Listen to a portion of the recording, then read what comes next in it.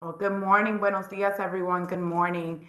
Pursuant to Chapter 4, Section 85, and Chapter 69, Section 2706 of the New York City Charter, a joint meeting of the Bronx Borough Service Cabinet and Bronx Borough Board will take place this morning, Thursday, November 17th, 2022, starting at 10:06, virtually via WebEx. I'm going to begin with roll call, but really quickly, I want to give a warm welcome to the newly appointed Madam Chair, Jahaira Arias from CB7. Madam Chair, if you're on, we just want to say hello and congratulations and welcome. Hi, thank you for having me. I'm slightly a little under the weather. That's why my camera is off, but I am honored and grateful to be now the Madam Chair of Bronx Community Board 7, and I look forward to working with all of you and helping our community thrive and be better in the future. Thank you. Thank you so much. We're delighted to have you and welcome, welcome, welcome. Bienvenida. So good morning, everyone. Happy Thursday. And I will be remiss if I don't also share Happy Puerto Rican Heritage Month to everyone celebrating. Let's continue to embrace and uplift the culture and its people that have given us so much as a borough, but also as a nation. Vamos a seguir celebrando la Isla del Encanto. So once again, Happy Puerto Rican Heritage Month.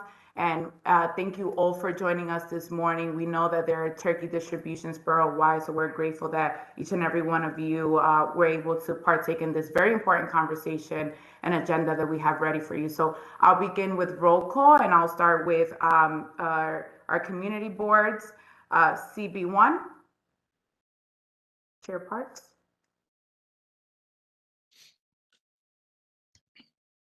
Community Board 2. Hi, good morning. Ralph Acevedo, District Manager. Good morning, Madam Deputy. Good morning, Rafael. Community Board 3. Reverend Frederick Crawford and Ms. Ritter. Good morning, Reverend. Good morning, Etta. Good morning. Community Board 4. Good morning, Madam Deputy. Paul Filter, Community Board 4. Good morning, Paul. Great to see you. Robert Garmendez, Chair, Community Board 4, Boricua in the house. Yes, good morning. Good morning, Mr. Chair. CB5. Good morning, Deputy Borough President and everybody. Ken Brown. I'm still the District Manager of Community Board 5. Love to see you, Ken. Community Board 6. Good morning, Rafael More, District Manager, Board 6. Good morning, Rafael. CB7. We know the Madam Good Chair is morning. here. Carla Cabrera Carrera, I'm the Assistant District Manager. Good morning, Carla. And we know we have our new Madam Chair. Welcome. Community Board 8. Laura Spolter, Bronx Community Board 8. Good morning, everybody. Good Good morning, morning. Chair. This is Kira, District Manager, CB8. Good morning, Kiara. Community Board 9. Community Board 10.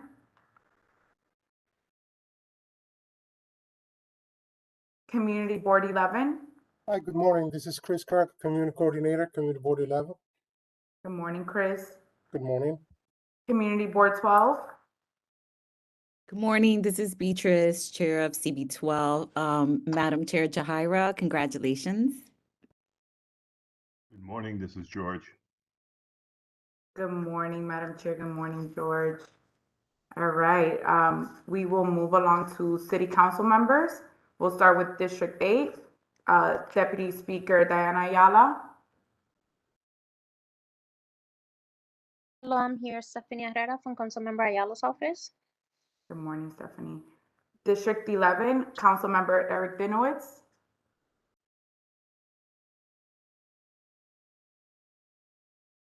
District 12, Councilmember Kevin Riley. Good morning, Madam Chair. Good morning, everyone. Simone Jones, Chief of Staff for Councilmember Riley, present. Good morning, Simone. District 13, Councilmember Marjorie Velasquez.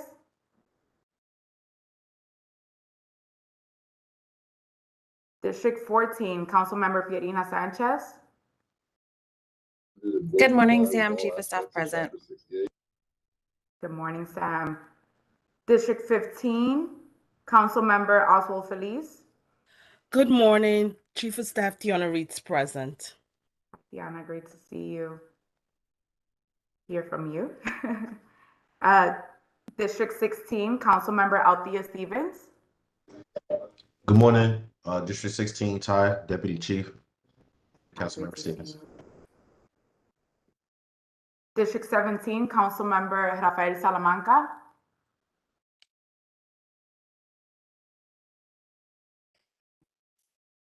District 18, Councilmember Amanda Farias. Good morning, everyone. Randy Nauman here, Chief of Staff, Councilmember Farias. Good morning, Randy. Great. Thank you all once again for joining us, and we'll get straight to our agenda item. We have a very important topic that has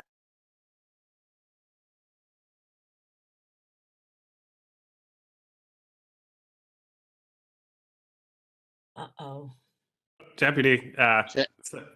We can't hear you. sorry, your audio went out.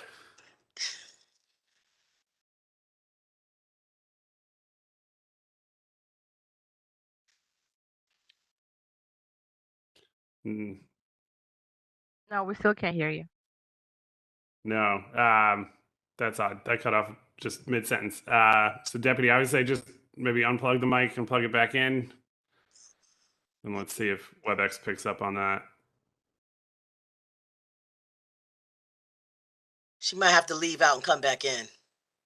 Yeah, that's another good recommendation.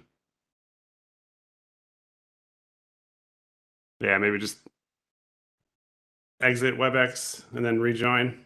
Sorry, everybody. Bad timing for a tech issue.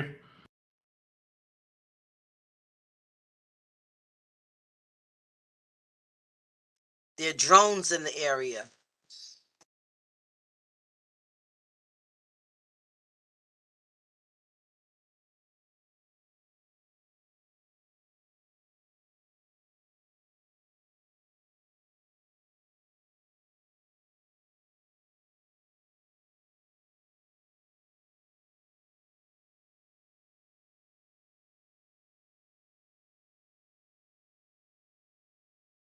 If I may, perhaps while she's doing that, would it make sense for the folks from MTA, TBTA to introduce ourselves? Yeah, I think that would be fine. Just said to please go ahead. Yeah, all right. Why don't we start with that? It'll give a few more minutes. Perfect. Thank you. Okay. Hi, everyone. Thank you. I'm Allison Desrenieux. I'm the Deputy Chief Operating Officer at MTA, and I am the lead on the Central Business District Tolling Program, among other things. Nicola? Hi, good morning, everyone. My name is Nicola Angel. I'm the Vice President for our Intelligent Transportation Systems and Tolling Group. And it's the group for which the congestion pricing tolling program will sit if it's implemented. Nice to meet you all. Mike? Hi there, I'm Mike Wozner. I'm a senior advisor in the chair's office and working on outreach on congestion pricing, and have worked on it for many years now. Is there anyone else from our team on? I thought I saw Leah on. Leah's on. Leah? Hi there, Leah Flax. I'm the Acting Assistant Vice President on the CBD Tolling Program team at MTA. Great.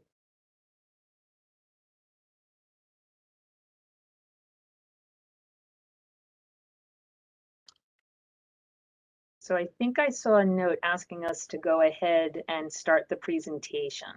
Yes, yeah. Okay, then, so why don't we do that? I'm gonna jump in a moment. I'm gonna actually turn off my camera just so that we don't have any additional bandwidth issues. Sometimes that becomes a little problematic. So I'm gonna turn that off and give me one moment to just tee it up and then share it.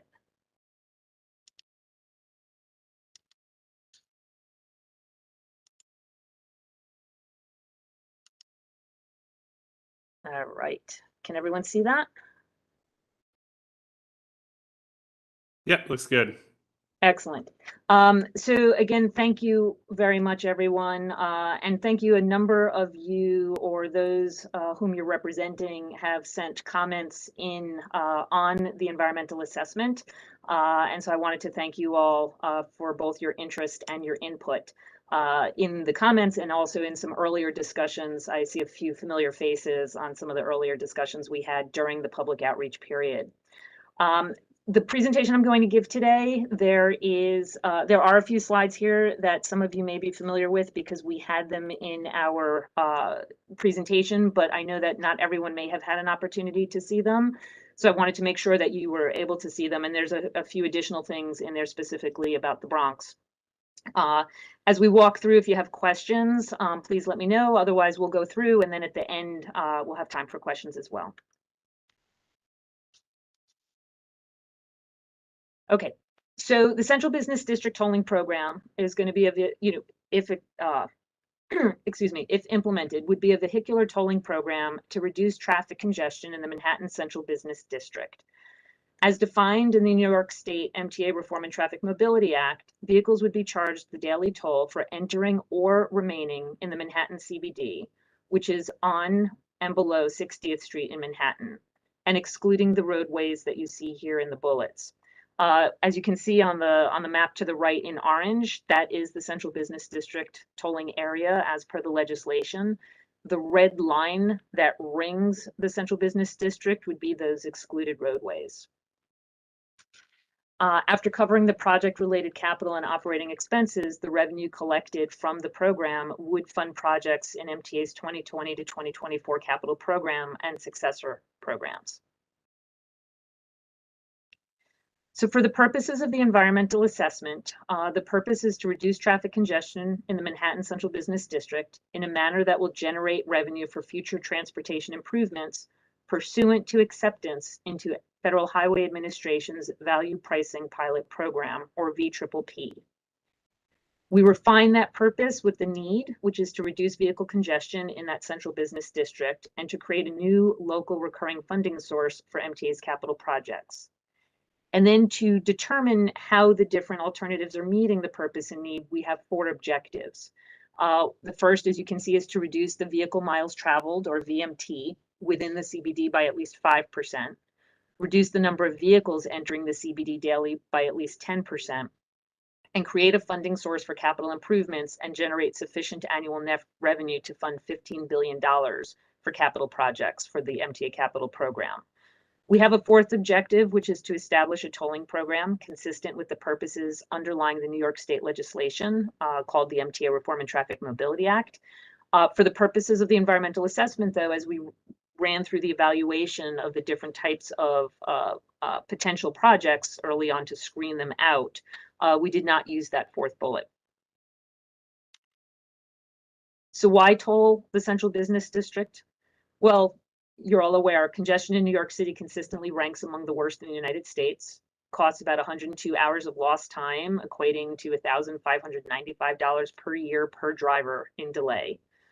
Between 2010 and 19, travel speeds fell by 22% in the Central Business District, and local bus speeds have declined even further at about 28% since 2010. In fact, the average speed of the select bus service routes in Manhattan's Central Business District is 19% slower than in the outer boroughs. We also need to repair and modernize MTA's subway, rail, and bus systems, and this would bring a new source of revenue and a recurrent source of revenue to do that. So the environmental assessment itself, there are 2 alternatives. One is the no action or no build alternative, where we don't have the program. There's no comprehensive plan for congestion and no new annual recurring funding as a result of that. The other alternative, which we referred to in the document as the CBD tolling or action alternative, is to implement the tolling program consistent with the Mobility Act, toll the vehicles entering or remaining in the zone. It would install the tolling infrastructure and system equipment and signage within and near the Central Business District, and of course, generate those net revenues. Hey, So how are one you? thing I'm going to ask my colleagues to let me know if, because when I have it on the full screen, I can't see if people have questions. So I'm going to ask my colleagues to jump in or let me know. Okay, key topics in the environmental assessment, and the numbers here that you see on the side are the chapters in which you can find each of these items.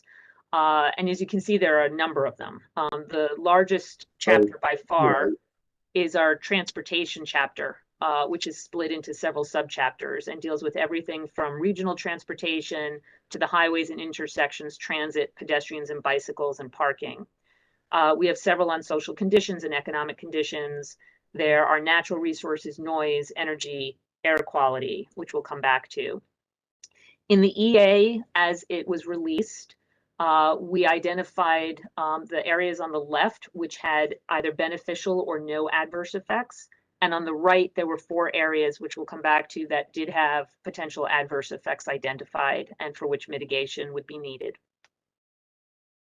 For those of you who may be interested and or have not looked yet, or if you looked but want to take another look after today, the environmental assessment in its form that was released for public comment is still available on MTA's website, and that's mta.info/cbdtp. You can also view all of the public hearings that we had at the time and see the full presentation there as well.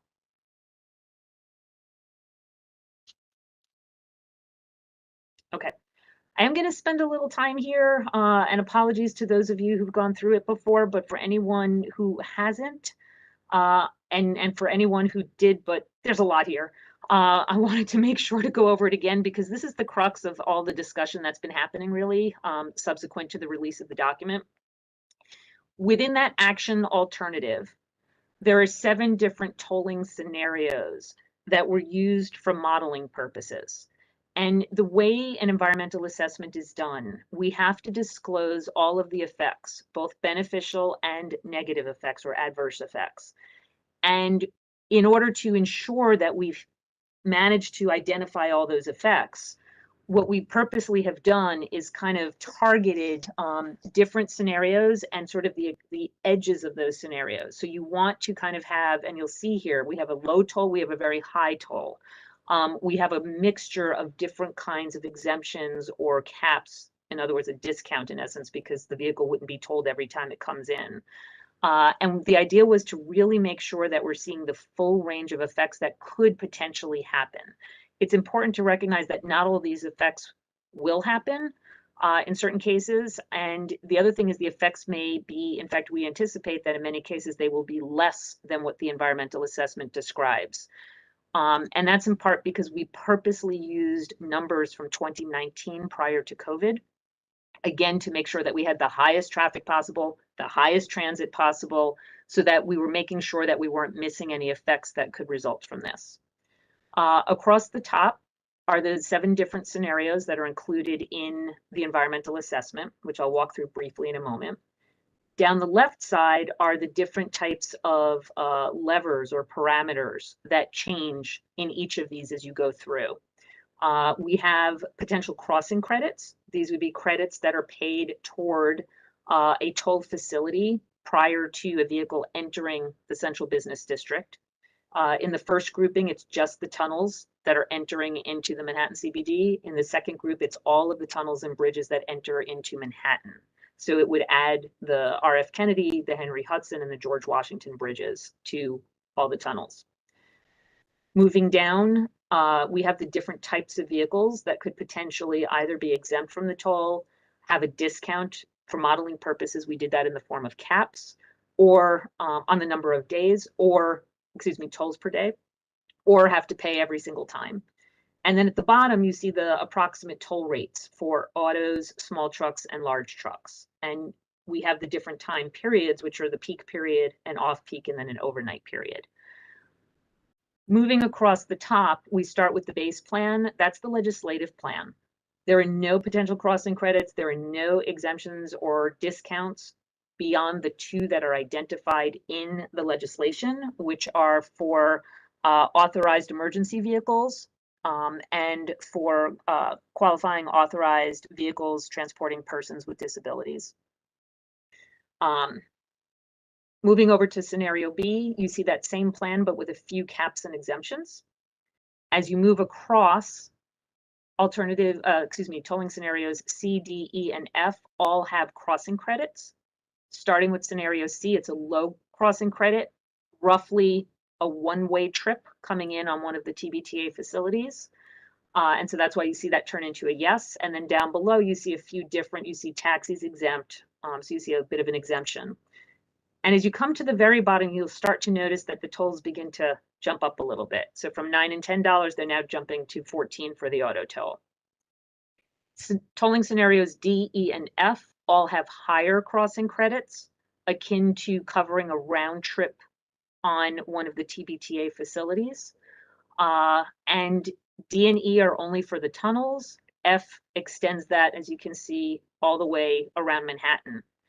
And as you look down each of the columns, you see the different mix of additional exemptions or discounts in one form or another, and you see the tolls start to come up further, right? Until you have that highest toll. It's 23, but again, that's 23. And if you're coming across one of the toll facilities, there would be a discount or a crossing credit against that. Tolling scenario G, there was a lot of discussion about this, in part because as we were developing the environmental assessment, we did early outreach in the fall and winter of last year, both to the public, and then we also had an environmental justice technical advisory group and an environmental justice stakeholder working group that walked through some of what we were finding. And one of the early concerns that was raised was the amount of traffic that was being diverted in some of the tolling scenarios through areas, most notably the Bronx and South Bronx in particular. We drilled down a little further as they requested, and we found some numbers related to trucks because there was concern raised specific to trucks and the emissions from trucks. And we were asked by the groups, was there any way to reduce that flow or reduce those diversions? So we added tolling scenario G. Tolling scenario G brings the toll a little bit higher than the tolling scenario A. It also doesn't have any additional caps or exemptions. But what it does do is it tolls all the vehicles at the same rate. So trucks are paying the same as cars. And what we found was that actually helped to reduce some of those diversions, most notably on the Cross Bronx at McCombs Dam Road. With my webinars to keep going in and out.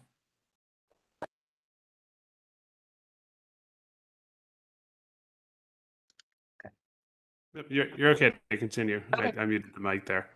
So there's a lot of information here. So we've distilled it into kind of key takeaways. So what we found through every scenario is that tolling the Manhattan Central Business District does reduce traffic entering the CBD. And there's a net benefit in congestion reduction for the region overall, although certain places are higher than others.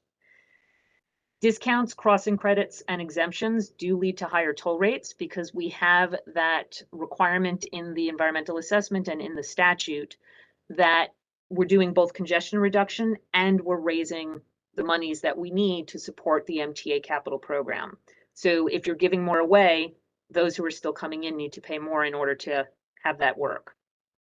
The higher toll rates lead to a greater degree of traffic reduction in the CBD, but they also tend to increase traffic diversions, including increases along the Cross Bronx and Staten Island Expressway in particular. When we institute the crossing credits in the modeling, you do get some more parity at some level in total costs among different routes, but it changes the balance of the effect on traffic. So you have less effect reducing traffic from Queens and much less effect reducing traffic from New Jersey. You have a greater effect reducing traffic from north of 60th Street and Brooklyn, and you end up with more traffic at the Queens Midtown Tunnel and the Hugh Carey Tunnel, as well as along locations on the LIE. So where did the commuters come from to the CBD? On the left here, you can see sort of the key takeaway really quick is, and not surprisingly, the closer you are to the CBD, the more commuters you're seeing there. As you go further and further out, you can see in the very outer areas in what's showing here, at least on my screen, is a light pink. You see that those areas like Dutchess and Putnam and Orange counties really provide fewer than 1% of the people who are coming in daily are coming in from those areas. As you come in further, you can see in the Bronx in particular, it's about 8% is contributed to the 1.3 million people who are coming in daily as a commuter to the CBD. And of those, the vast majority of them, 89,800, are already taking transit. Therefore, would have a benefit as transit improvements are made. On the right-hand side, it's just another way of looking at that.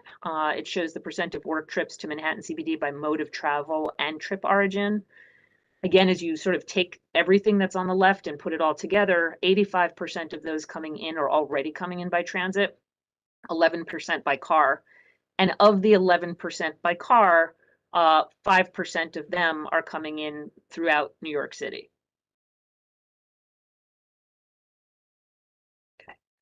What we have done here, and this was not in the original presentations for the hearings, but the information is in the EA, and what we've done is sort of just pulled it out to give a sense of what we're talking about in terms of environmental justice. There's a chapter 17, that deals more broadly with environmental justice communities and populations in our study area of the full 28 counties. When we look at those areas broadly, as you can see here in the top table, you can see the breakdown. And we have a very diverse area, no question, even among the full 28 counties. The Bronx is one of the most diverse. And we've pulled it out on the right here. You can see our low income areas, the minority areas, and then low income and minority areas. And at the very bottom, we have our total population, 91% minority and 51% low income.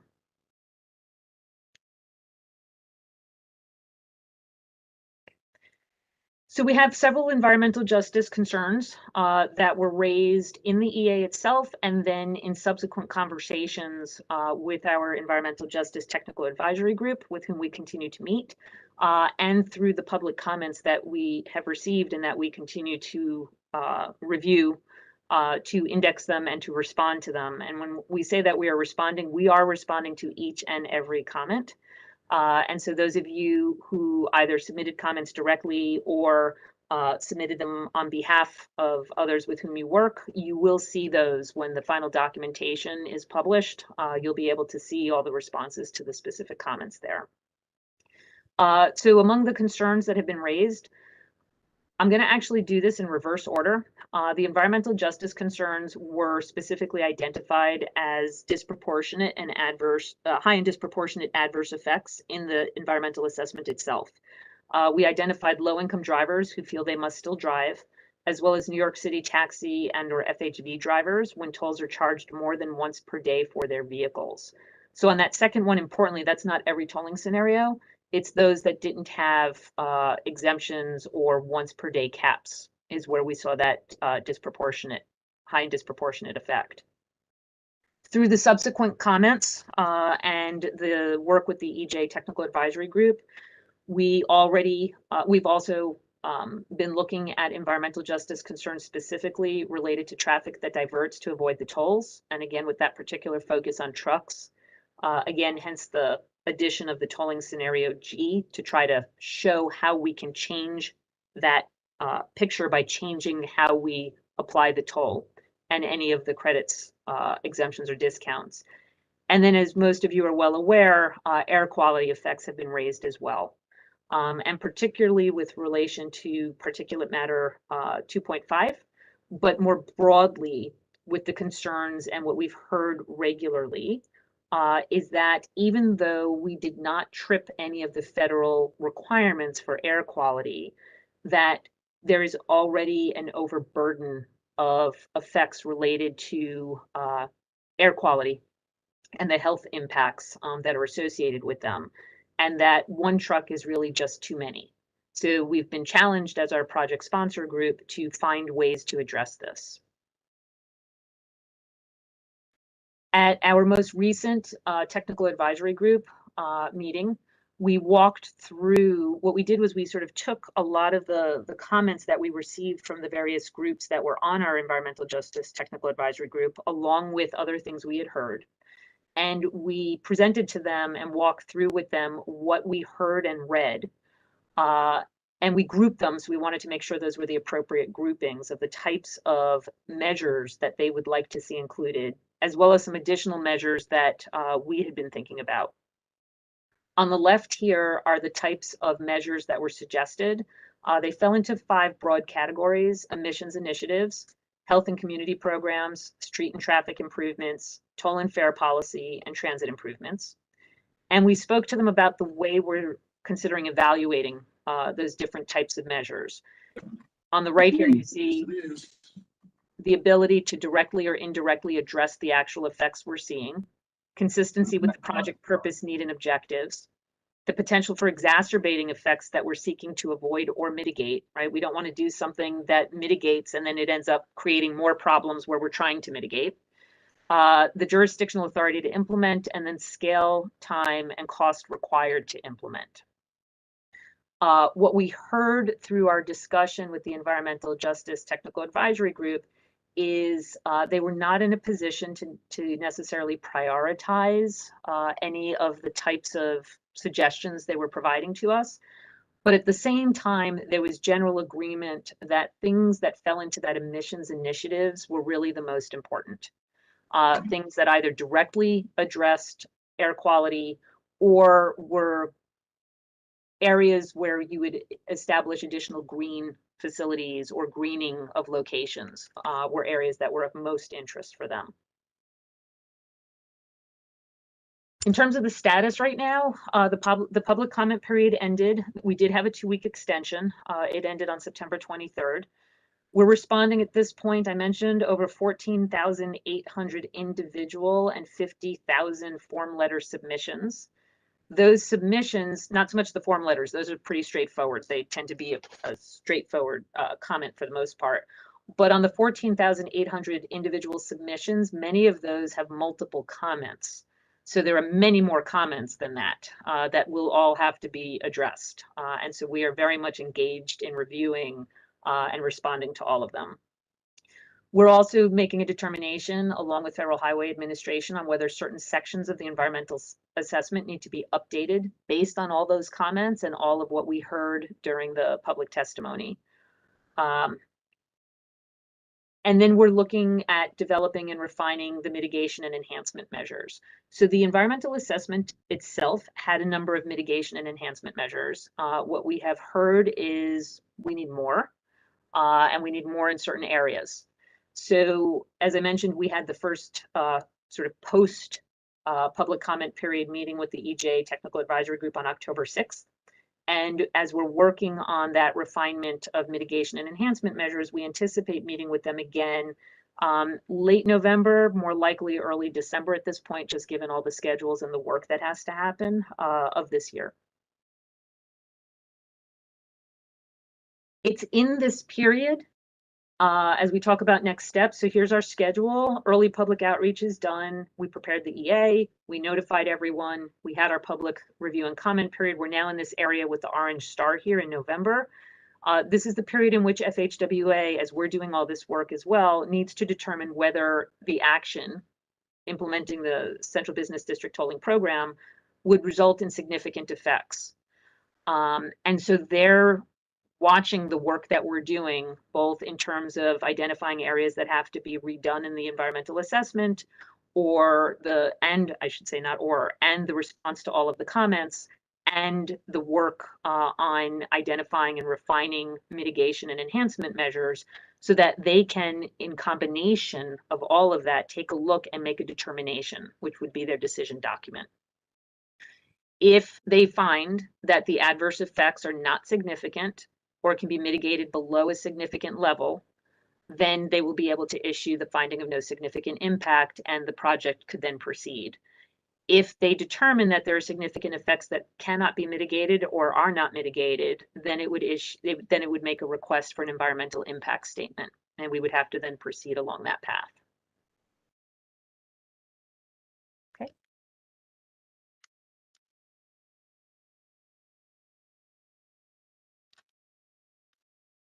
Great. Can you guys hear me now? Yes. Okay. It's not a successful virtual meeting if there's no technical difficulties.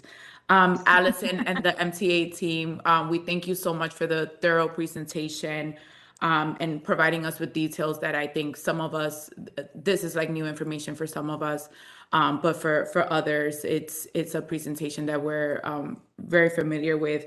I just want to, before I open it up to my colleagues, I just want to emphasize before I open it up to my colleagues, I just want to emphasize the one part in the presentation that was kind of breezed over, but it's important for this group, it's important for the borough president, and something that the borough president has sent 3 letters to the MTA in regards to, and that's the increased traffic to the Cross Bronx.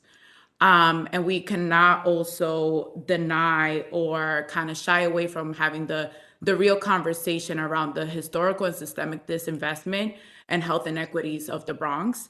And so we understand that, you know, congestion pricing will be creating a significant revenue stream, but we also want to emphasize, and I'm surprised that I didn't see it under the environmental justice concerns, when we did see kind of like the demographics of the Bronx. We have the highest minority rate, the highest poverty rate, the highest health inequities rate, but that wasn't a subject under the environmental justice concerns portion. And I understand it's not just the Bronx, this is affecting the entire state. However, with that increased traffic that we are kind of assuming, what is the MTA doing to kind of offset that and ensure that there are additional resources coming to us to address those health inequities? So a couple of things there. And I also want to be transparent. When we look at the document, it's actually not just the Cross Bronx, it's also near the Tri-Borough, which we have in there. And then there are some other locations as well, as you mentioned, in some other boroughs, but notably the Bronx has been one of the most underserved historically, and so we're aware of that.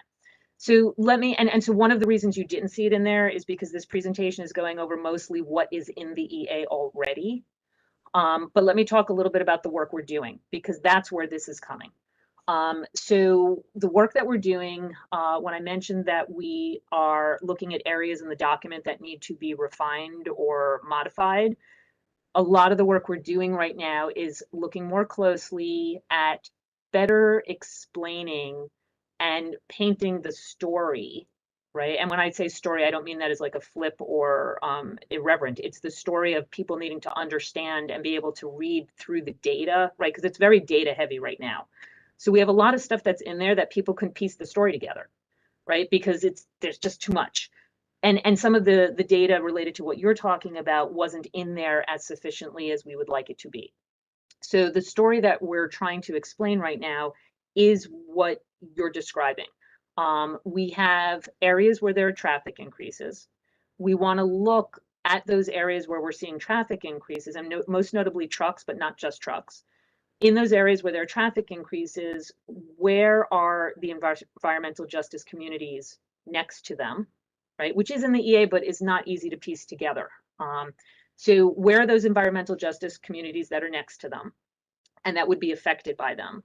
And then what is the historical experience of those communities already, both in terms of overall history of the facilities themselves, but also most importantly, the health effects that they are already dealing with.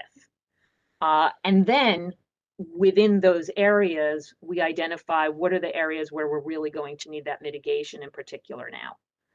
And so that's work that's actually going on right now.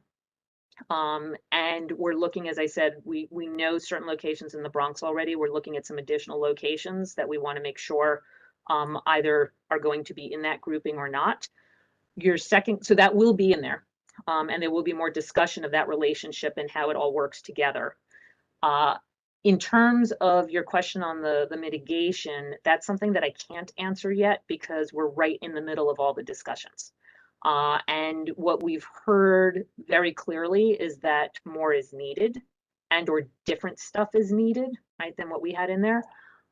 And so we're doing a couple of things. One is, which I can speak to, is in the EA itself on the mitigation that's already included.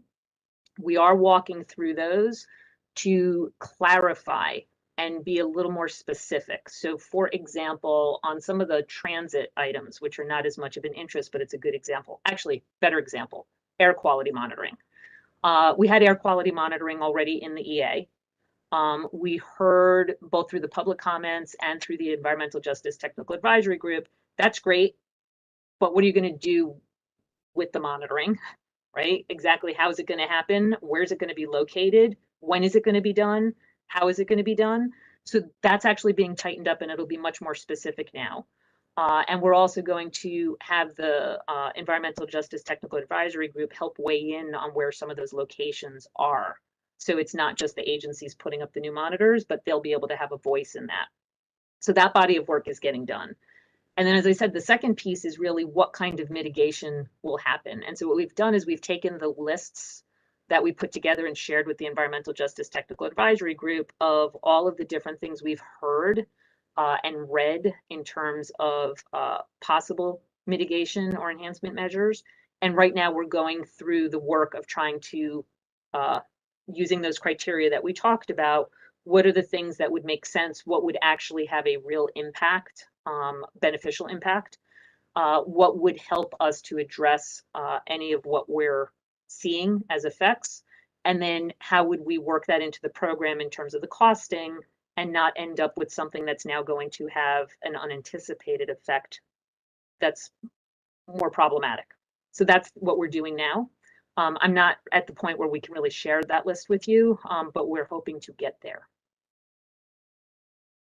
Great. And you know, I do appreciate the emphasis on ensuring that as you are better explaining and telling the stories, that you are taking into account the historical experiences. But I do want to emphasize the trauma and the healing that as a borough we are doing. And so when we hear that there's going to be an increase of traffic coming to the Cross Bronx, I just want to reiterate that there's really deep concern, and with the same energy that we are proposing, you know, this new initiative and understanding the importance of congestion pricing for the overall environmental justice ecosystem. We appreciate, on behalf of the Bronx Borough President's Office and everyone on here on this call can agree that it's as equally important to address and come up with actionable items to offset the real inequity with the increased traffic. So I'll leave it there and I'll open it up to my colleagues. Any questions? Please feel free to use the raise hand feature. George? Hey, good morning, everyone, and thank you. So I'm not necessarily against it, but I wanted to raise several concerns just for average Bronxites like myself, who occasionally travel to Manhattan because I like a good meal outside of the borough every now and then. You already addressed the impact on communities in the Bronx. Maybe I want to take it a different way. I know we're talking about health environment, but people who come from Washington Heights or live in Washington Heights have to contend with the fact that a bunch of New Jersey folks travel over the bridge, park their vehicles, and then drive it or take the train into Manhattan. We've discussed parking permits and stuff like that. I feel the same thing is going to happen, especially in areas like mine where I have 2 transit lines, you know, increased parking from people from Yonkers, Westchester, Mount Vernon, hopping on the Woodlawn or the 2 and the 5. Those are my train lines up here. Same thing where I live in Co-op City. I see people, you know, parking in the Pelham Bay area and then driving in, taking the 6 line. So I'm curious about how the MTA addresses that. My second is a recent concern in that, you know, we're having these conversations about just Manhattan, and we have inflation right now, and we're now adding another tax. I don't necessarily think that that's a good look for the city of New York. I understand all the conversations that we had, but I worked in the Bloomberg administration when we tried to trot this out. It was defeated soundly. I don't know that, you know, this is the right time to be doing this sort of thing, especially when you're trying to attract businesses to the city. I mean, I think that Manhattan is the center of the universe. I think we should really do a lot, and I think the city should lead the effort on that way to move some of their agencies into the outer boroughs to sort of let people know that the outer boroughs do exist and serve as centers for businesses, but the city's not leading that effort. And I think that this will have an adverse impact on businesses when they talk about locating places. And then my final thing is, my understanding of congestion pricing is that all the money is going to be dedicated, all the money generated for this project is going to be dedicated to improving mass transit. My concern there is that as a Bronxite, again, that's been around for a very long time, I've seen those promises before and they've not necessarily panned out. We had this with the Croton filtration plant. Parks Department came to us, said, we're getting all this money, but that is not for elected officials to stop investing in parks. But because we had this influx of money, that's precisely what happened. So, is the MTA and is the governor going to say, we're going to continue the investment level that's currently happening now, in addition to the monies that are now going to be generated as a result of it? So if that's an additional $1 billion a year or 14 billion, whatever it is, are we going to see that, or are we going to see a reduction in saying, oh, well, now that we have this new revenue stream, it's okay for the governor to and the legislature to divert monies that would have been dedicated so that there's more of an impact? And on that same note, I've seen and I've read articles about where this was rolled out in other parts of, I guess, our universe, London, Singapore. They rolled this congestion pricing out with additional services, with more transportation. I don't see that same component here in this plan. So actually, the Bronx just went through a MTA bus redesign where you cut services. So claiming efficiency.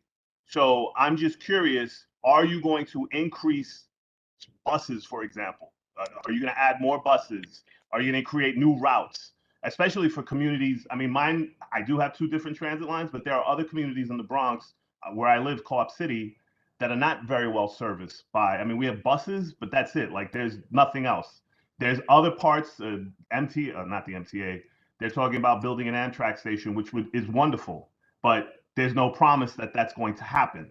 So again, is the MTA going to roll out additional services in light of congestion pricing? Because you're going to find a lot more people on the subways and the buses. But again, we're dealing with a busing system that's already crowded because you reduced the number of buses that are on the road right now.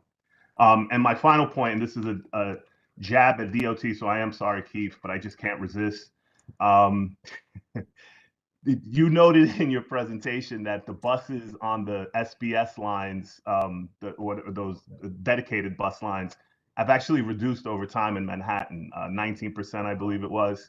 I keep harping on this in the Bronx because we're rolling this out in the Bronx everywhere as well. Webster, 163rd Street. It's not particularly effective. And DOT has said in the past, or for the MTA, that, oh, we're going to increase bus lanes are going to increase bus travel times. And you're now noting that in Manhattan, that's not necessarily true. So, again, this is where, as government officials, we have a responsibility to our constituents to say the proper thing and to try to tell or make truthful statements. Saying one thing and then having a result. So I do like the fact that you have this council that's going to look at the mitigating factors and maybe revisit this in another year. But again, don't make promises. And that's my court warning. Please don't make promises that you're not going to be able to fulfill. So that's my piece. Thanks. Sure. All right, that was a lot. I'm going to no, that's fine. I'm just going to pick them off in pieces. All right. So the first one was parking and resident parking and being concerned. So one thing I do want to also point out, in the EA table 4A 34, so that's in chapter 4A, actually shows the projected percentage of total revenue compared to the percentage of total trips. It's an important one. I mentioned earlier that as you go through the tolling scenarios, when you have those crossing credits, they change the balance of the traffic. And I point that out because the balance of the traffic, you may recall a moment ago, I had said, when you have the crossing credits, it has very little, the toll has much less reduction or impact on those coming from New Jersey, right? Because you're crediting it. So it's not costing them more. And you see that play out in the tolling scenario. So I would suggest that's one that you may be also interested in going to look at, since you specifically pointed to where some of those vehicles are coming from.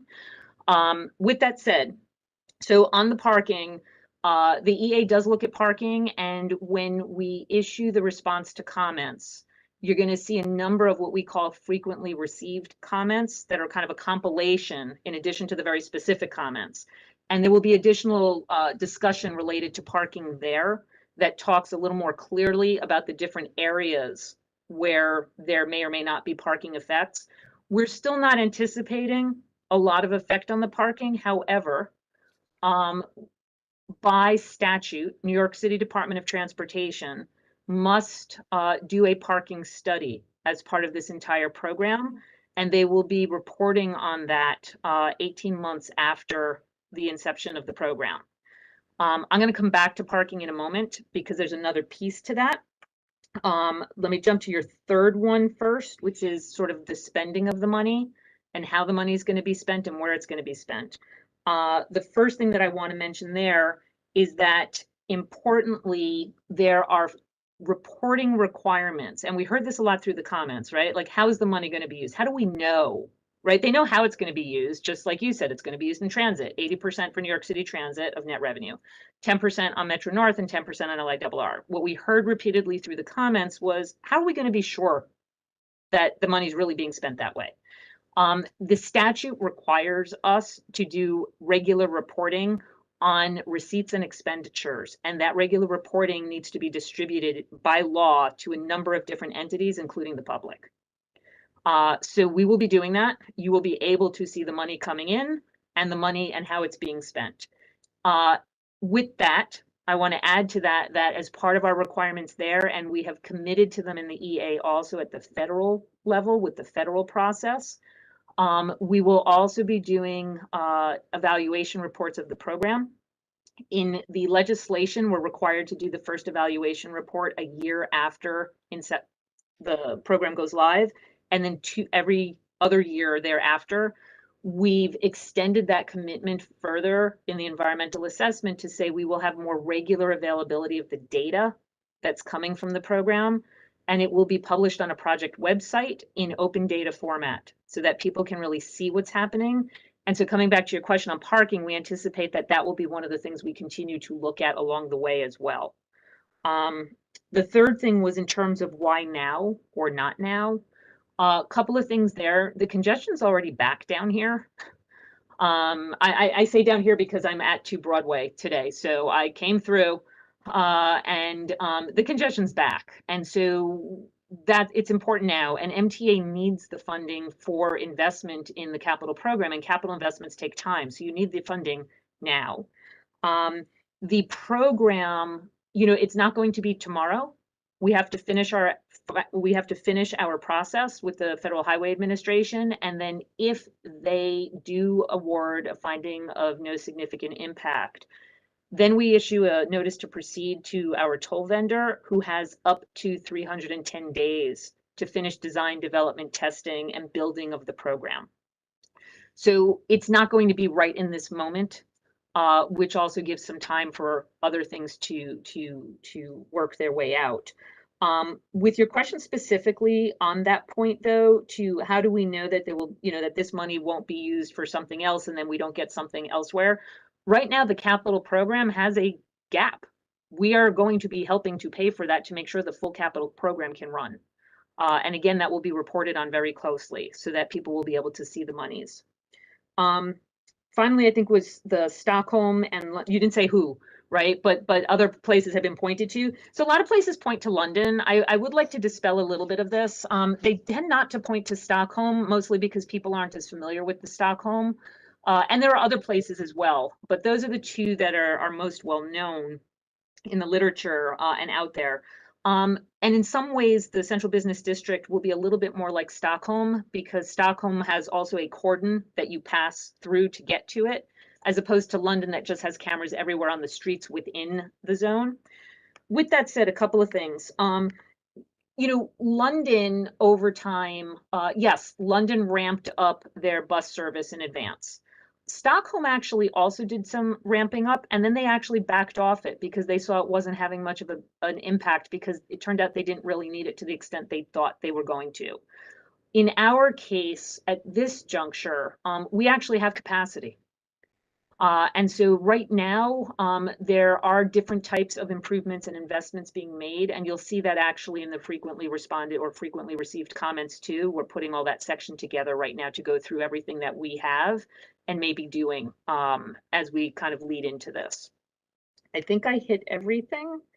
I think I got them all. Great. Thank you, Thank you. Allison. Thanks, George. And we now have a question from Melina from the mayor's office. Hi, good morning. Happy holidays to everyone. Thank you so much, Allison, for coming on.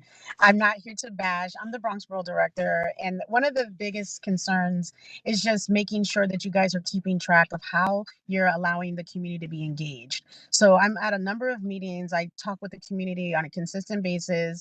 All of the community boards, they're always saying that they haven't been included. They didn't know when that poll was taking place or when they were inquired upon. And I think I just want to make sure, I know this is something that's most likely going to take place, but the pushback would be that the community was not engaged, was not contacted, hadn't really had a say in it. And I just want to just understand how you guys are sort of keeping track of that part of it. So let me explain a little bit what we did do. So we had in the early outreach period, which was in the fall and the spring, when we had the webinars. So we had 19 webinars. There were 10 that were broadly public webinar sessions, and then 9 that were specifically identified as environmental justice seminars. Webinars, not seminars, sorry, webinars. Those were held, they started in September, I want to say, of last year. The last set of the EJ webinars were held in early 2022 as we came through the winter. Those sessions were broadly announced across all 28 counties. We had 40-something different papers in all different languages where we got the word out that they were going to be happening with all the dates. We had social media. We had, on the first round, we had posters in all of the languages. We had 9 different languages, 8 plus English, in all of the buses. In fact, our bus drivers asked us to take them down at one point, and we were like, no, they have to stay up. We'll just kind of move them inside. So they were in our subway stations. They were in every single subway station. They were on Metro North and LIRR. And they were in, and as I said, on every single bus during that period to let people know when they were, what they were, how they could participate. And we had quite a big turnout at that session. I don't actually have the numbers quite handy, but Leah, maybe you could be looking them up on the side, please. And apologies, I should have had that at the tip of my fingers. But we had a really good turnout, and we had thousands of people. Those presentations that were done and the discussion that was had during the presentations were all taped. During those sessions, we actually had real-time feedback. So people were actually able to ask questions in the chat function, and we were responding in real time to them with answers to the questions. And then all of that was left on our website so that people could go at their convenience and access them and look at the information. And we had over 10,000 people who did that subsequently as well. When we came during that period, we also had the Environmental Justice Technical Advisory Group, met 3 times. And then we had the Environmental Justice Stakeholder Working Group, which we offered because the Technical Advisory Group were people that we identified from the different areas through all 28 counties who work on environmental justice issues. But we also wanted to be open to people who might identify as part of an environmental justice community or population and want that more meaningful engagement, but identify themselves. So we opened that up as well during that process and asked people to please send in their names or nominate people for the stakeholder working group. And we actually got a number of people that way as well. We had people there from the Lower East Side, from the Bronx, and from numerous other areas. I believe Staten Island was represented as well. And we held 2 meetings of that group during that period. When we got to the release of the document, we did the same round in all the papers. We published the notice. We let people know when it was coming, when the hearings were going to be held. And then we held additional meetings of the Environmental Justice Technical Advisory and the Environmental Justice Stakeholder Working Group. So that's what we did in terms of the outreach. We also did ad hoc discussions and meetings when folks reached out to us. We, in a number, not all cases, but in a number of cases, actually had additional meetings with the different groups, akin to what we're doing here, but some of them were actually held during the public comment period to get further input. One last thing I should mention, we also did a specific reach out. This is not in the Bronx, but it was important for the boundary area. There had been a lot of concerns about parking right there around 60th Street. So for all of the residences, 5 blocks north and 5 blocks south, they got extra flyers. And we also did an additional reach out, given that we were finding that high and disproportionate effect on taxis and FHBs. We did an additional reach out specific. We worked with the TLC and got special flyers to their constituents and their drivers. Thank you. I'm just giving you that. I know all of that was done, and no matter what, I'm sure they're going to say they didn't know. Especially the people that are not so tech savvy. They might be able to drive and they have a car, but they've never been on a webinar ever in their life. And then they might not understand the language when it's saying environmental justice thing, right? Like they're not and that's what's happening in the community. And I go back and I was listening to what George was saying, especially in the Bronx. I know that our area was sort of impacted as well with Yankee Stadium. Everybody parks at the last stop of the 4 train. And even though it's only for a couple of hours, when you have someone coming home from work that's actually really super tired and they can't find a parking spot, that those few hours do make a huge impact on their quality of life. So I could just imagine what it's going to happen on 60th Street when we have the few little people who have cars over there. It's gonna be a lot. But I'm more concerned just making sure that we're able to say, hey, we reached those communities. It would have been great if you were able to even go even more a little bit further into some of the community centers and to maybe some of the senior centers, just to be able to physically speak to the people, because they're going to be the ones that are saying the same thing that they're saying right now about all of the bus stops that have been cut off or moved here in the Bronx. They weren't notified. They didn't hear about it. So just giving the heads up on it, it's going to happen. Whatever we can do to save the planet, I think is going to be more impactful than us driving a car. But thank you so much. Thank you. Thank you. And I think on that note, Ty, you had a question related to the data. Yeah, I just had a couple questions on the data. So you said something that was interesting. You said most of the outreach was conducted in the MTA, like on buses and trains. But the people implicated here are drivers, so they wouldn't be taken. I don't even remember the last time I took a bus or a train. So how would you reach somebody like, somebody behind the wheel of a car, coming from New Jersey or so on and so forth, that this stuff would really be affected. Also, I just want to know, like, is the data broken into like, do you have any demographics of the data? Like, these are many people from the Bronx. Like, are these people who take mass transit? Are these people who drive? Like, I just want to see, do you guys have the data broken up into like easier digestible bunches so that we can kind of make sense, because the data tells a story too. And if we reached out to a bunch of transit folks, people on transit probably won't have the greatest effect, pertaining to this particular congestion pricing pitch. So thank you. You actually helped point out one of the areas I was remiss in mentioning, which is we also used for the folks who were driving, we used Easy Pass and tolls by mail. We have announcements went out through those also. So people who get their notices. So tolls by mail is the one if you don't have Easy Pass. And so we sent alerts out that way also. And as I mentioned, we also did social media, which I recognize not everyone is as savvy, but it's also sometimes surprising how many people use the social media who don't necessarily do other things. So we use that pretty aggressively as well. Leah, am I missing anything, or Mike, that we did with the outreach? Just to get the word out. Oh, we used, in the first round, we also used radio. We also used radio in the first round, and we did get quite a bit of pickup from the press, both radio press and TV press. So it was run in advance, letting people know on multiple channels, both local and the major channels.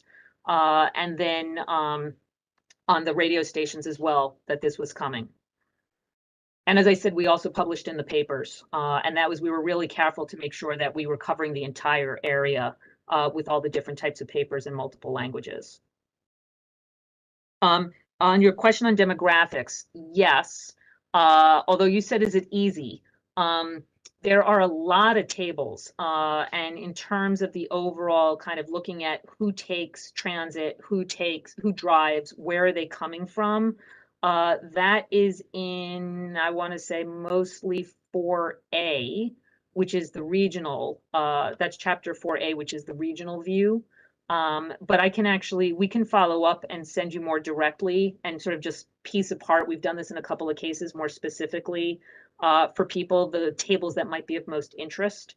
For example, that one that I just mentioned, table 4A34, that also shows which of the tolling scenarios, and again, they're not chosen yet, right? So we're getting an approval if we get it for the overall, you can go build. Then there's another thing that still has to happen later.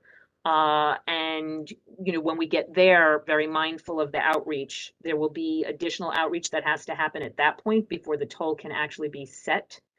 And so that table that I mentioned before actually has the Bronx broken out also in terms of, for each scenario, you know, what is the percentage of revenue relative to the number of trips they're taking, right? Are they relatively equal, or are they disproportionate in some way? And those are things we're looking at too, right? The preference would be that everybody's as equal as they can be, right? So that you're paying for how many, that you're bearing the same burden for the number of trips that you should be. But we can piece that apart. If that would be of interest, we can get back to you through Will and have the couple of things that in particular highlight the Bronx. Thank you. I really appreciate it. I just want to confirm one thing. So you said that you sent mail to everyone with an Easy Pass about the hearings, or everyone who receives toll by mail? Both. We did. Let me clarify that. Leah, did we do both? I think we did both, didn't we? Yes. In Easy Pass, it was text within the statement, and for tolls by mail, there was an insert within the statement.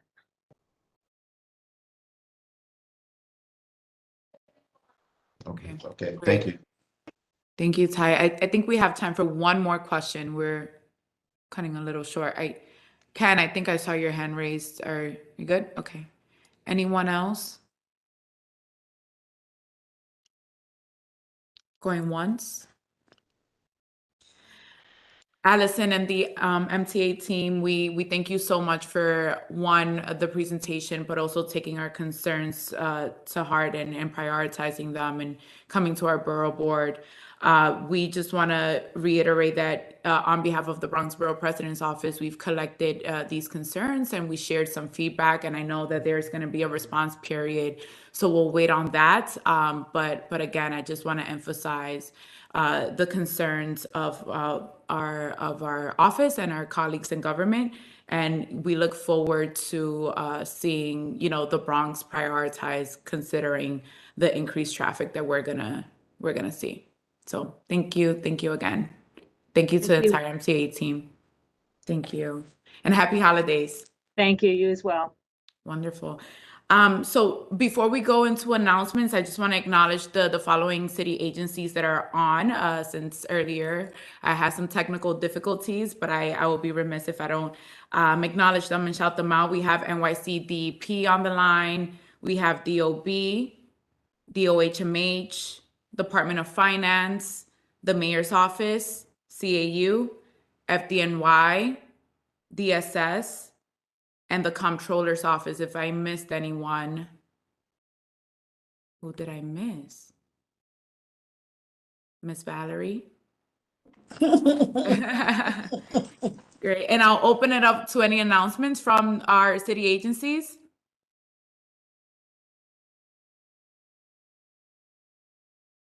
Alina, any fun turkey giveaways from the mayor's office? Actually, I just left one kidding. from the BB's office. That was okay. Just kidding. But thank you all. Mike from DOF? Yes, hello. I hope you can hear me. Yes, we can. We've had some technical difficulties ourselves. Good morning, everyone. It's good to be here as usual. Couple of things. I'll start my DOF 2-minute drill, right? We have many of you have been asking about, or may have people inquire about a property tax rebate that you may have heard about. $150 is related to the STAR benefit. I put a link into the chat where you can get information about that, but you can still apply for it. Many have received it already that have applied. If you haven't received it yet, know that they're still being processed, and know this as well. If you have a property tax balance that you owe, that rebate would likely go towards that balance instead of being sent to you. The other thing we want you to have in mind is that we're coming to the time of year where a lot of families will be getting together, whether it's just for a meal or for a visit or checking in. Over the months of November and December, we do a lot of that, and it's a great thing. But we want you to have in mind, this is one of the best ways to connect others to the benefit programs that we have. Do you have a DOF BFF? I'm not talking about somebody like that you'll reach out to like me, but we're talking about these um, benefits for families. They're programs that cut property tax by as much as 50%. There are programs that will freeze a person's rent for as long as they're in the apartment. So think about the aunts, the uncles, the grandparents, the neighbors. When you go back to the old neighborhood, all of those rent stabilized buildings, your neighbors may qualify for these benefits. Please keep them in mind. If over the next few days or next month, we will be sending out information or having packets of information that you can share if you are interested in being a part of that type of outreach in your community. You can send me an email. Just put DOF BFF in the subject line, or just say BFF information, and we'll send you the information that we're putting together so that you can post on your media. You can pass out a flyer. You can plan to partner for an event with us. So keep those things in mind. This is the time when families get together. Let's get those benefits to our families. And guys, have a great day and great rest of the month. Thank you so much, Mike. And I'll be making sure I identify my DOF BFF. Nairobi from DOB. Hi, everyone. I don't have any big updates or anything like that. I just wanted to remind everyone that on Tuesdays we have homeowners nights where constituents can come in from 4 to 7 of any issues they may have, such as violations or certificates of occupancy, or if they want to see a plan examiner. And we know that people work during the day, and this gives them an opportunity to come in and fix any issues they may have. Also, as some of you may know, DOB Now has had a facelift, and one of the new features is My Block, My Zoning, where you can put in your address and see any new projects or any new buildings that are going up in the area, and see if there is a zoning challenge available for it. But that's it. So thank you, everyone. Thank you so much. That's truly helpful, Nairobi. Thank you for sharing. Anyone else from our city agencies? Great. So we'll move along to our the Bronx Borough President's Office announcements. Just wanted to remind everyone, and Encourage everyone to join us this Saturday, November 19th from 11 to 3 p.m. to join us at the Hunts Point Recreation Center for a health resource fair. All ages are invited, but we will also have a turkey and produce giveaway. So feel free, I'll have my team share the flyer with you all. Once again, the health resource fair will be taking place at the Hunts Point Recreation Center. This is in collaboration with NYC Parks and our other local healthcare institutions and other health-related organizations in and around the neighborhood. So we welcome you all to spread the word, bring a friend, bring family, and again, we'll have a turkey and produce giveaway. Before getting into December, I just want to wish everyone a happy holiday, happy Thanksgiving. Blessings to you all and your families, and I hope that you all enjoy, and remember to limit yourselves on Thanksgiving Day. But truthfully, just enjoy the holiday. And rolling into December before our next borough board, we just want to remind everyone that our annual tree lighting is scheduled for Thursday, December 8th, starting at 5:30 at the Lou Gehrig Plaza. We'll share a flyer for that as well. We'll also have 2 menorah lightings Tuesday, December 20th outside of Borough Board at 4 p.m., 851 Grand Concourse, and another menorah lighting Wednesday, December 21st at the Riverdale Y. And lastly, I just want to remind everyone that the Bronx Borough President's Office, in partnership with the Bronx Education Leaders Consortium, is hosting the second Reso A funding information session on Thursday, December 15th from 6 to 9 p.m. at Hostels Cafe located at the East Academic Complex. We will also share a flyer with you all regarding the upcoming Reso A info session. We encourage you to spread that widely with organizations that you believe will qualify for Reso A funding.